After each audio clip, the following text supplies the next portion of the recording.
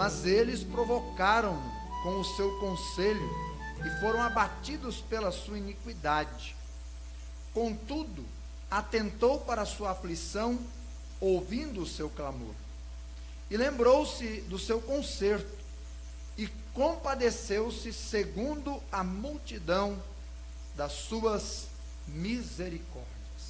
Salmo 106, versos 43 e 45, e agora nós vamos orar pela mensagem.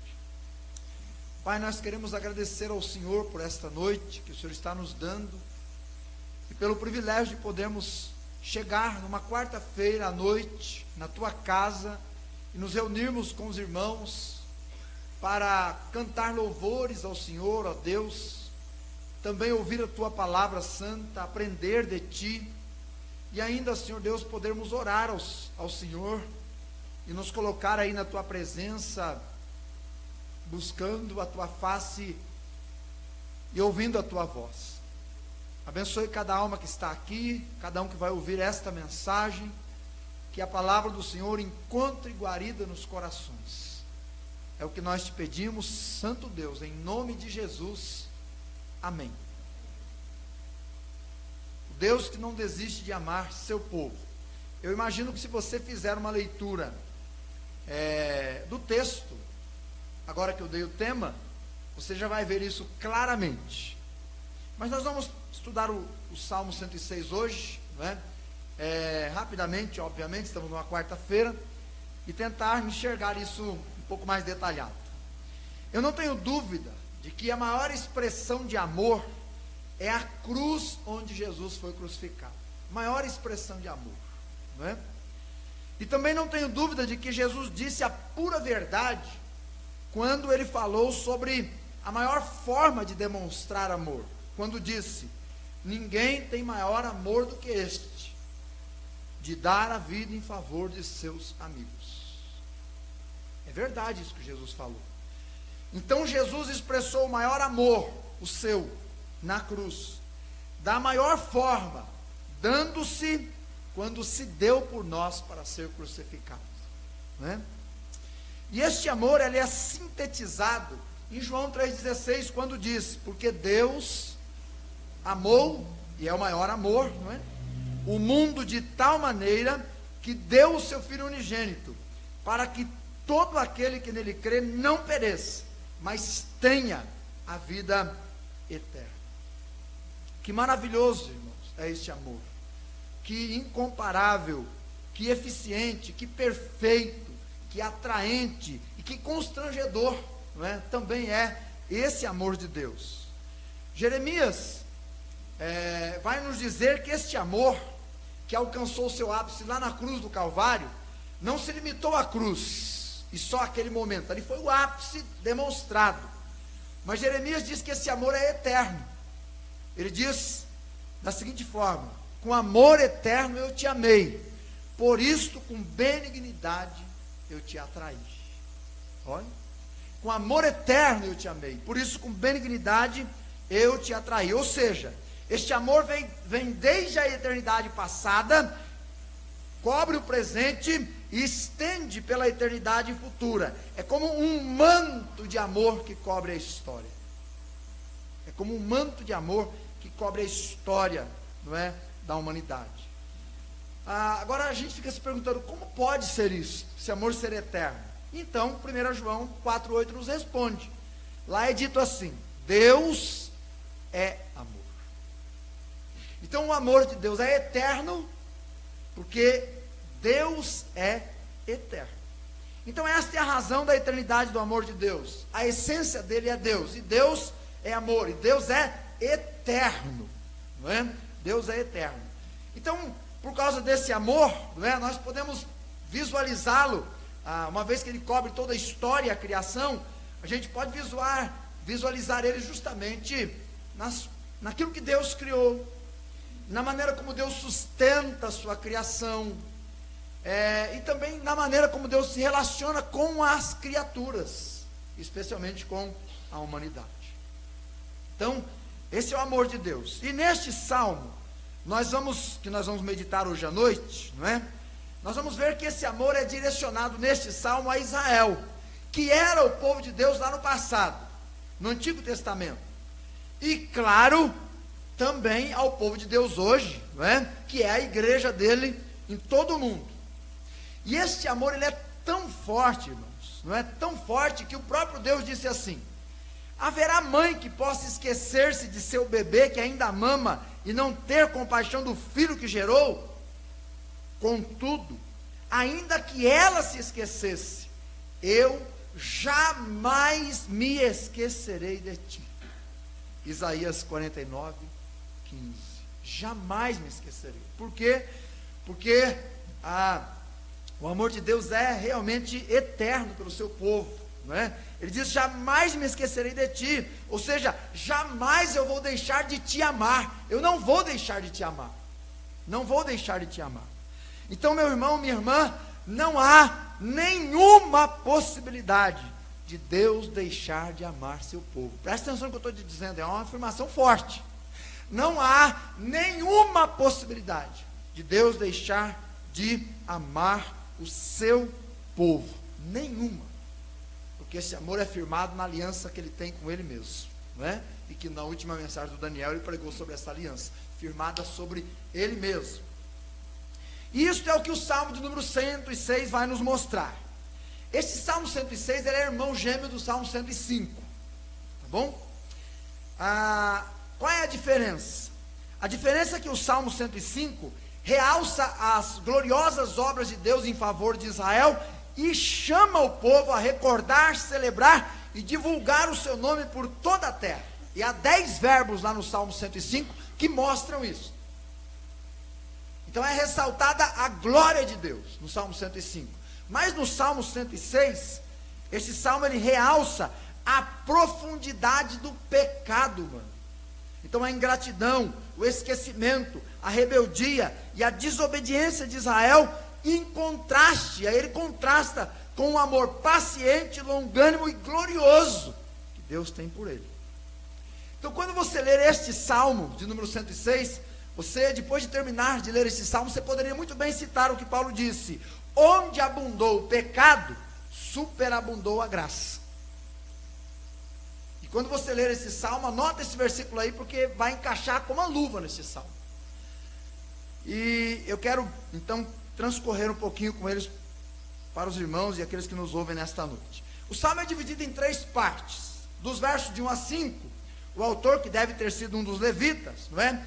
Ele faz uma introdução no salmo, versos de 1 a 5.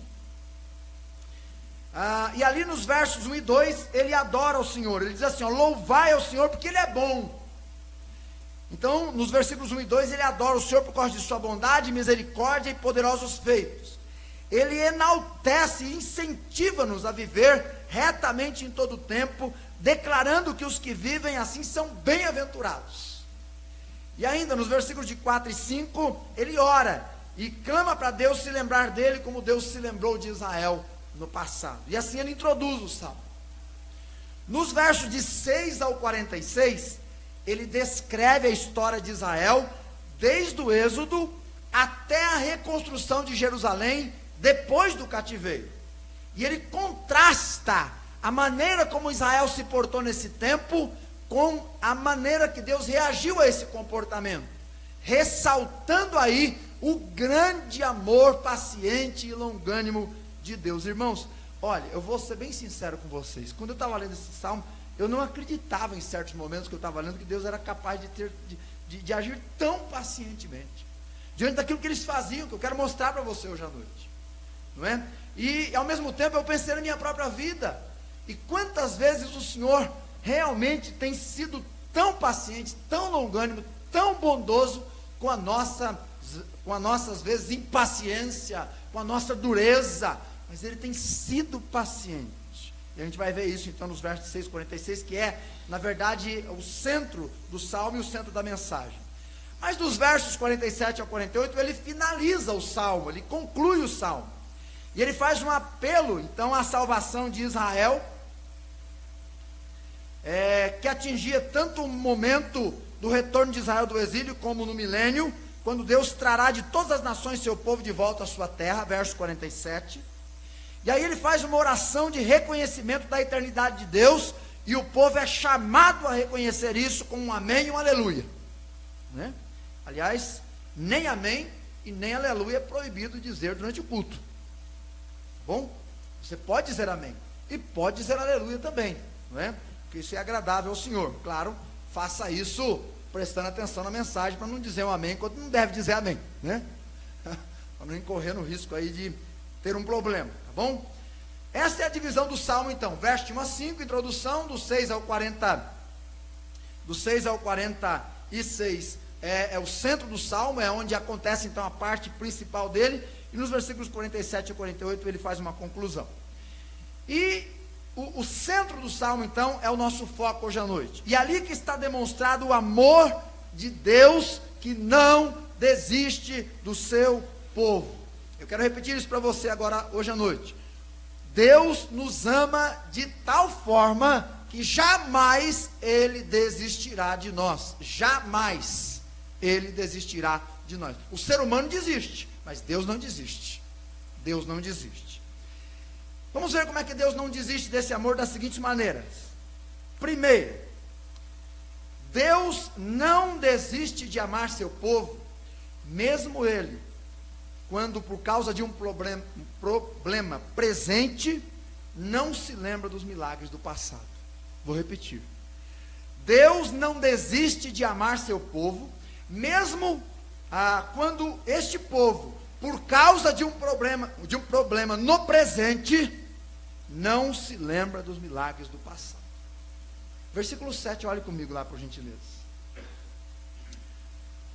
Nossos pais não atentaram para as suas maravilhas no Egito, não se lembraram da multidão das suas misericórdias, antes foram rebeldes junto ao mar, sim, o mar vermelho.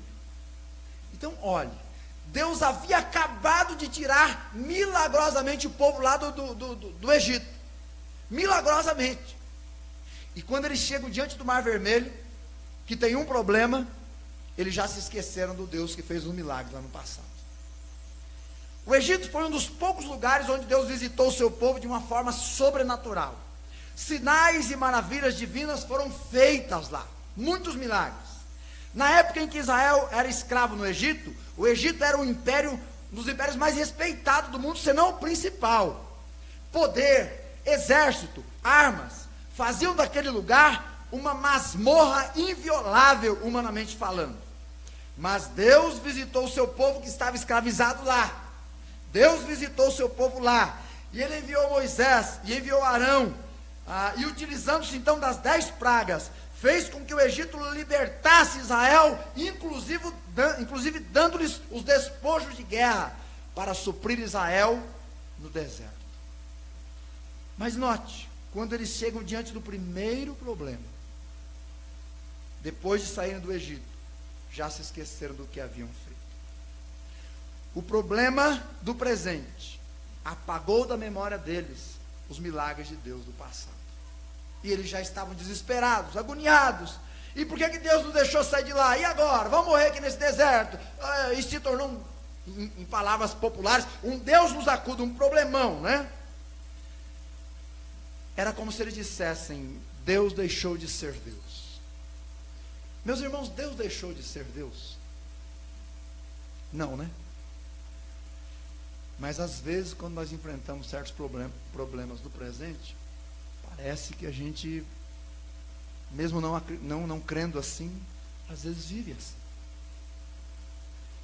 Porque Deus vem trazendo a gente, suprindo, guardando, trabalhando a nossa vida, salvando almas, cuidando da igreja, cuidando dos trabalhos, operando no nosso meio, na nossa família, salvando pessoas e tudo mais.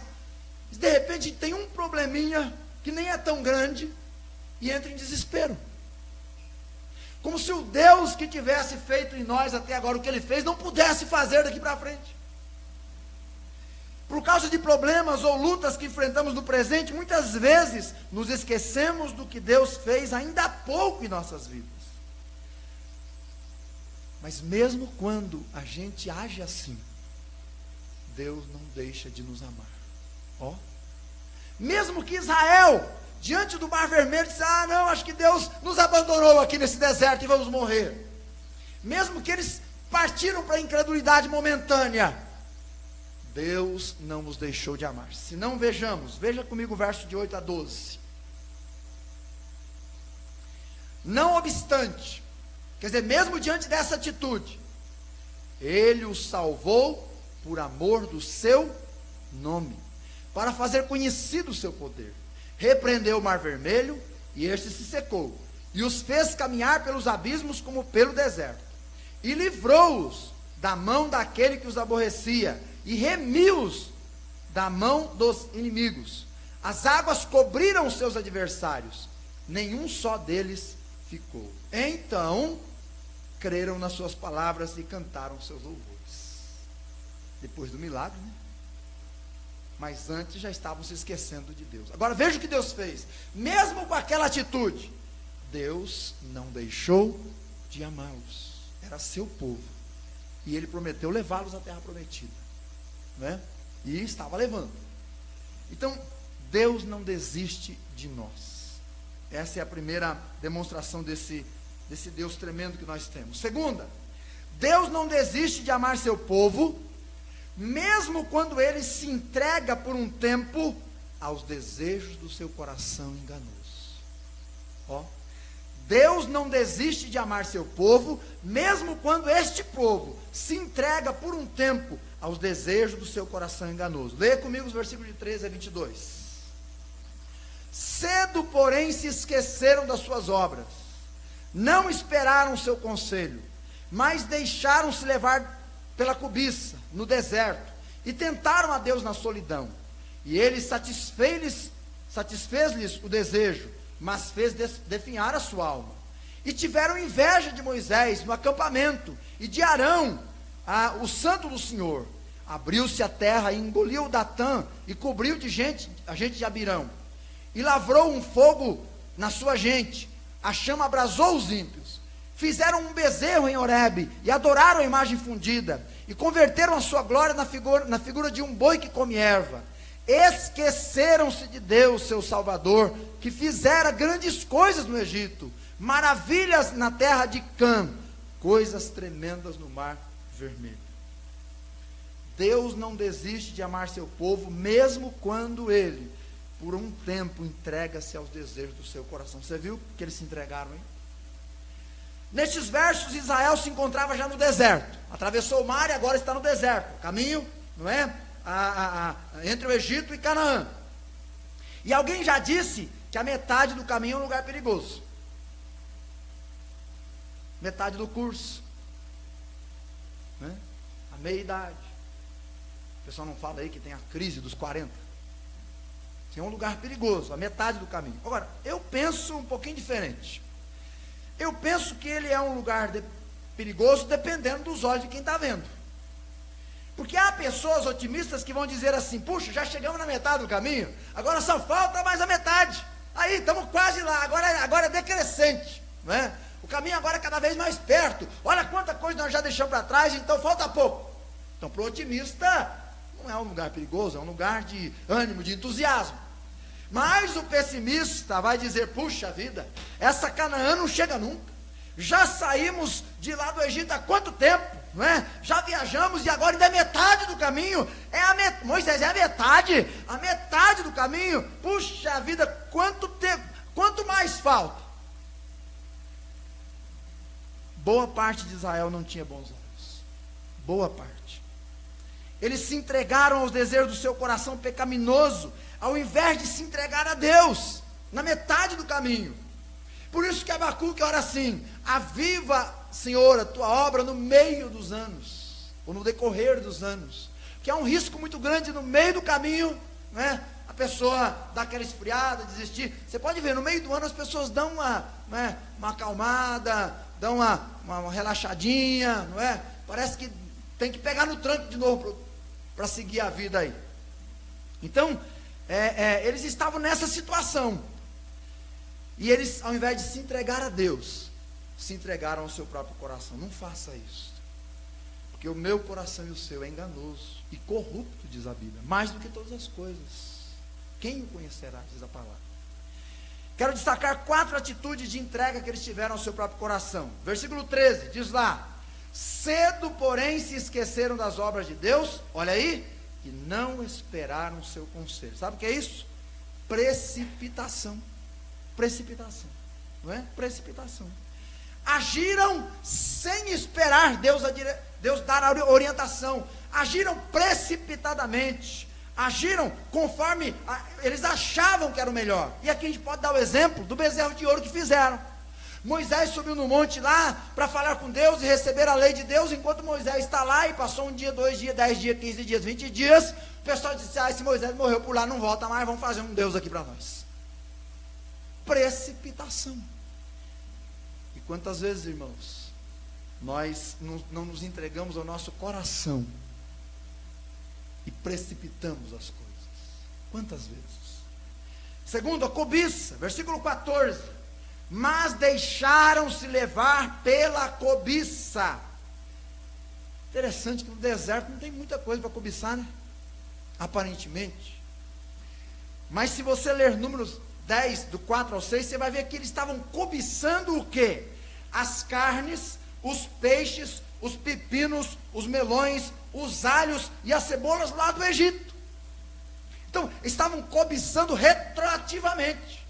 Lá no Egito, lembrando lá do passado, quando eles, entre aspas, né, o Egito representando o mundo, lembrando lá do mundo, amigos do mundo, vida que levava no mundo, as noitadas, e eles se entregaram aos desejos do seu coração e começaram a lembrar daquilo, e cobiçaram aquilo. Deus estava sustentando eles com o pão do céu, o maná, que significa a dádiva de Deus, mas eles não o queriam. Eles queriam pepino, melão, alho, cebola, lá do Egito. Meus irmãos, a cobiça é algo que todos os dias vai bater a sua porta e na minha também. Todos os dias você vai ser instigado a cobiçar este mundo, a relembrar coisas do seu passado, a cobiçar coisas que podem te levar para longe de Deus. Tome cuidado, não se entregue aos desejos do seu coração, ele é manhoso e enganoso. Terceiro, se entregaram à inveja. Verso 16.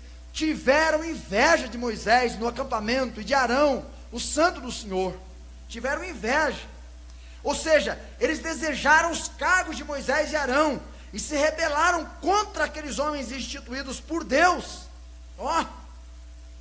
Eles queriam ter aquilo que Deus não lhes dera. Deus tinha dado a Moisés e Arão. No dia de enfrentar Faraó, ninguém quis ir no lugar de Moisés e Arão.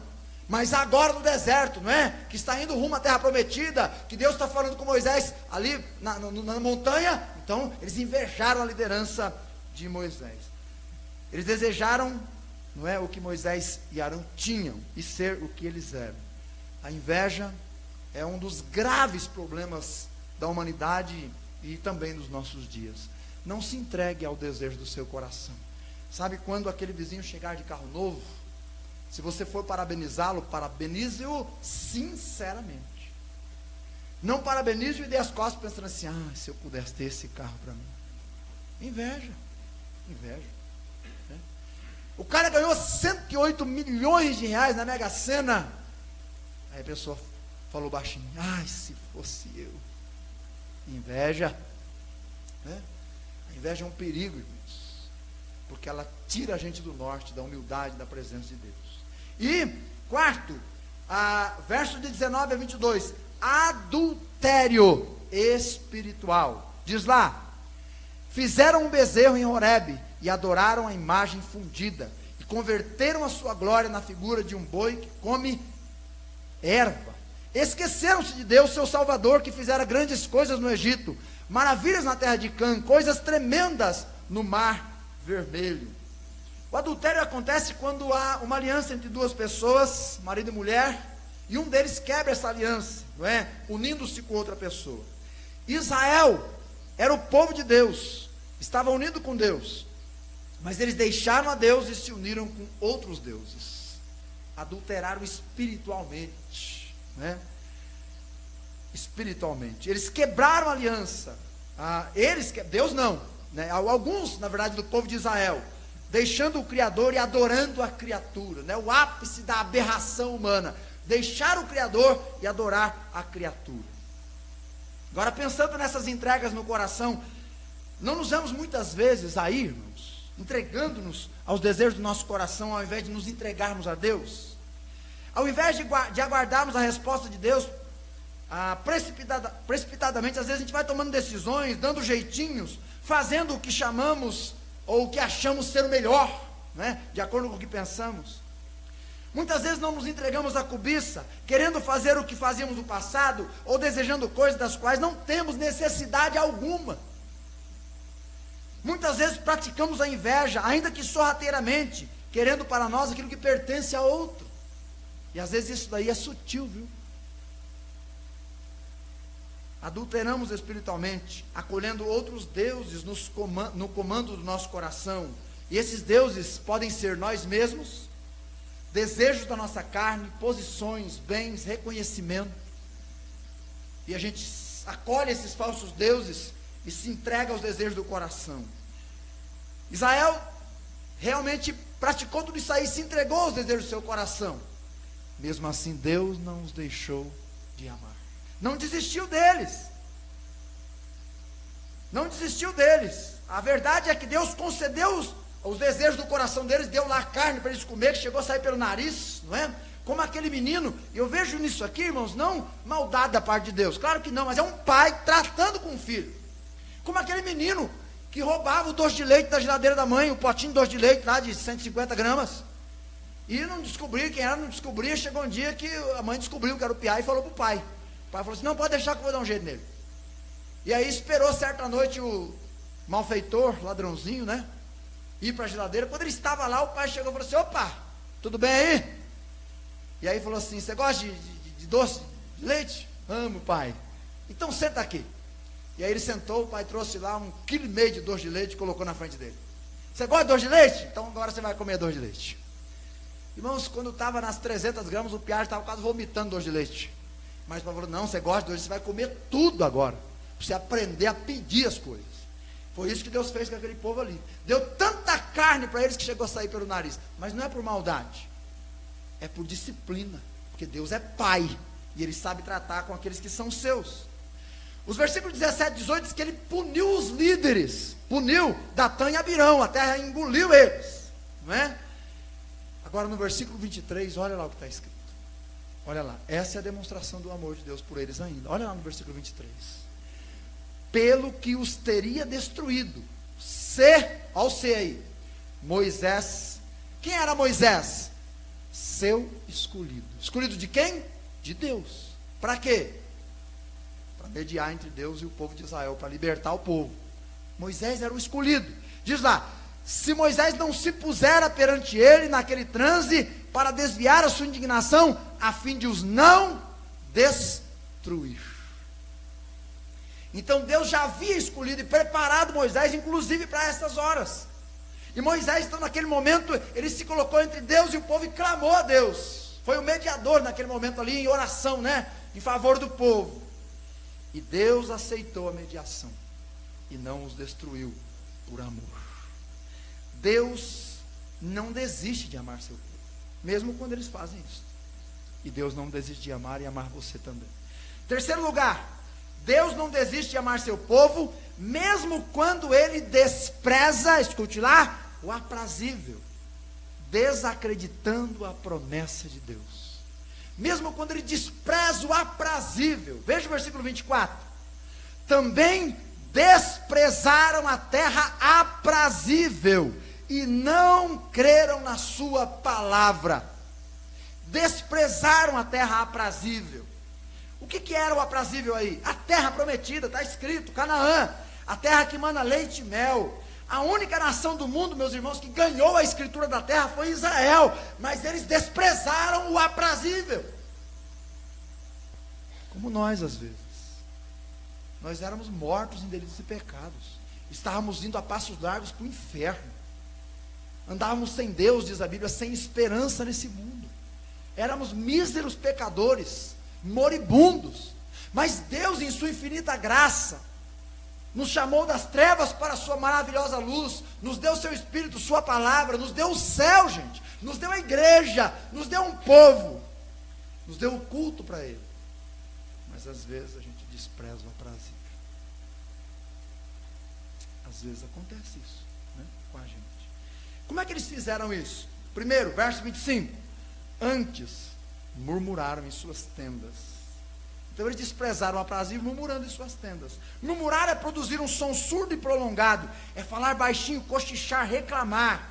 Então quando os espias voltaram da sondagem da terra prometida e deram um relatório, em muitas tendas, aqueles que não tiveram coragem de falar lá na frente de Moisés, né, nas suas tendas. Agora preste atenção numa coisa: Deus ouve o murmúrio dentro das tendas. Deus ouve o murmurar das tendas. Meu irmão, não é preciso gritar de raiva quando as coisas não dão certo. Quando você derrubou um negócio no dedão e dá um grito, não é de raiva. Não precisa. Deus ouve o murmurar dentro das tendas. Quando a gente fala no coração, baixinho, dentro do carro, indo para o serviço, falou baixinho, Deus ouve. E Deus ouviu eles murmurando, reclamando. Essa terra é difícil, ainda tem que conquistar, não é? Aquele cachorro é muito grande, tem que ter 3, 4 para carregar. Segundo, não dando atenção ao que Deus lhes tinha dito. Versículo 25. E não deram ouvidos à voz do Senhor. Meus irmãos, Deus lhes tinha ordenado entrar e conquistar a terra prometida, a qual lhes havia dado, porque era terra prazível, muito boa e desejável das nações. Mas eles não deram ouvidos à voz de Deus e preferiram ouvir a voz dos 10 espias dos homens, que falaram que tinha gigante, que a terra é difícil, isso e aquilo. Quero dizer para você que essa vai ser a sua escolha todos os dias. Todo dia. Ou você vai ouvir a voz dos homens ou de Deus. E às vezes a voz dos homens é a sua própria voz, seu próprio coração. Você vai ter que decidir em ouvir ele e ouvir Deus. Eles, ao invés de dar ouvidos a Deus, ouviram a voz dos homens. Número 3, versículo 32. Eles provocaram a indignação em Deus nas horas de dificuldade. Verso 32. Indignaram-no também junto às águas da contenda, de sorte que sucedeu mal a Moisés por causa deles. Olha só. Eles estavam ficando sem água e se ajuntaram e falaram mal de Moisés e Arão, mas eles queriam atingir mesmo era Deus. Números 20, versículo 13, você vai descobrir isso. E conseguiram, porque Deus ficou irado com eles. Eles reclamaram e duvidaram do poder de Deus. E meus irmãos, sem dúvida, muitas vezes nos pegamos assim, murmurando em nossas tendas, quando as coisas acontecem do jeito que nós não queríamos que acontecesse. Eu queria uma família diferente, que não tivesse esse tipo de problema. Eu queria um emprego melhor, que trabalhasse pouco, ganhasse muito. Eu queria ter uma herança gorda, para que eu trabalhasse bem pouquinho no restante da minha vida. Eu queria isso, eu queria aquilo. E não damos atenção ao que a palavra de Deus diz. E aí algum vai dizer assim: eu dou ouvidos ao que a Bíblia diz, mas só naquilo que é bom para mim.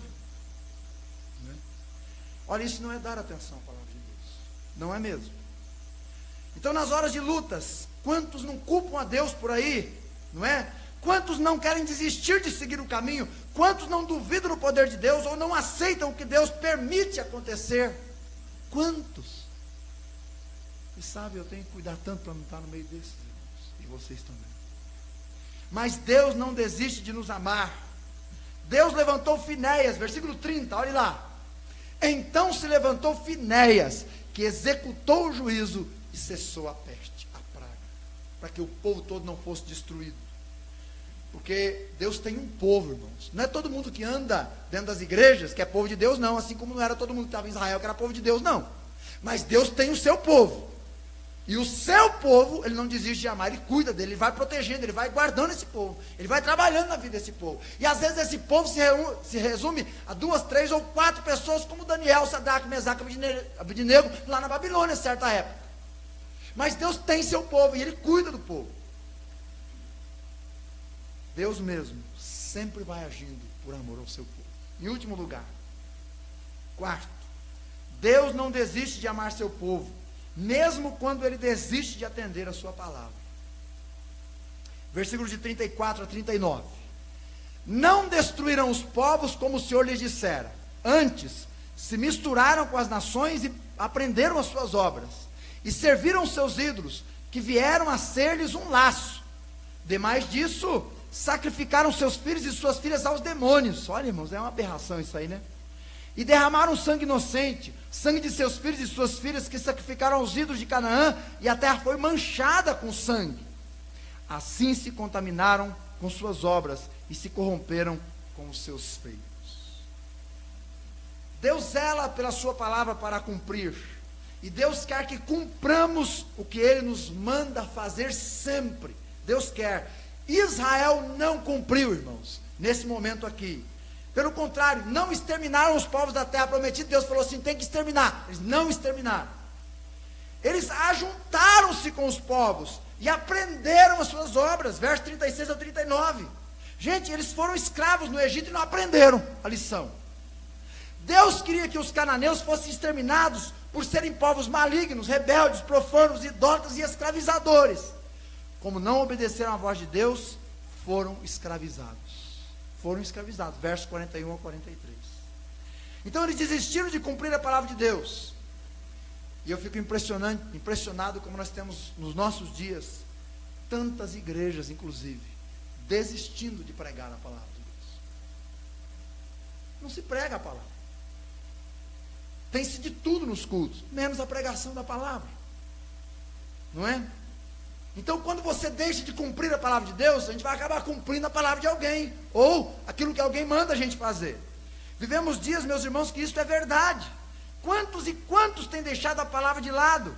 Leem, mas não com o desejo de vivê-la. Ou guardam ela, não é, na sua gaveta. Ou não pregam mais nos púlpitos. Mesmo assim, é impressionante. Os versos de 44 ao 46. Leia comigo lá. Contudo, atentou para a sua aflição, ouvindo o seu clamor, e lembrou-se da sua aliança, aquela que o Daniel pregou semana passada aqui, que Deus havia feito com ele mesmo lá com Abraão, e compadeceu-se segundo a multidão das suas misericórdias. Por isso fez com que deles tivesse misericórdia, os que os levaram cativos. Olha, fez com que tivessem misericórdia os que haviam levado eles cativos. E depois de 70 anos fez com que eles libertassem eles e deixassem eles vir para a sua terra. Porque Deus, meus irmãos, não desiste de amar o seu povo. E eu vou concluir. Que grande amor tem nosso Deus para conosco. João tem razão quando ele diz assim: que grande amor nos tem concedido o Pai. Que grande amor, que grande amor. É um amor que nunca desiste. É um amor persistente, perseverante. E é por não desistir que Deus levanta pessoas para nos aconselhar quando estamos errados, sabia? Deus levanta pessoas para nos aconselhar quando estamos errados, por não desistir de nós, por buscar-nos quando estamos longe de Deus. Deus levanta pessoas para nos instruir quando estamos sem direção, precisando de um conselho, uma ajuda, uma orientação. Deus traz às vezes sua disciplina sobre nós e aparta de nós os que se dizem e não são cristãos, para não nos desviar do caminho. Olha, porque Deus nos ama e nunca desiste de nos amar. Mas há pessoas que às vezes desistem, desanimam, não é? E ficam apáticas das coisas de Deus. E a gente sabe quando a pessoa está desistindo, quando orar já não é mais tão importante para ela. Quando ler a Bíblia se torna um sacrifício pesado. Quando termina o culto e ela sai correndo para não ter aquele tempo de comunhão, porque ela tem tantas coisas para fazer. Quando por qualquer motivo ela sente vontade de deixar os caminhos do Senhor. Quando os louvores ou os hinos de um culto não são o que ela queria que fosse. Quando as almas perdidas já não a fazem mais arder o coração. Tal pessoa está desistindo. Mas eu quero dizer que ainda assim Deus não desiste. E se este é o seu quadro, não desista. Caminhe com Deus. Ame ao Senhor. Não é?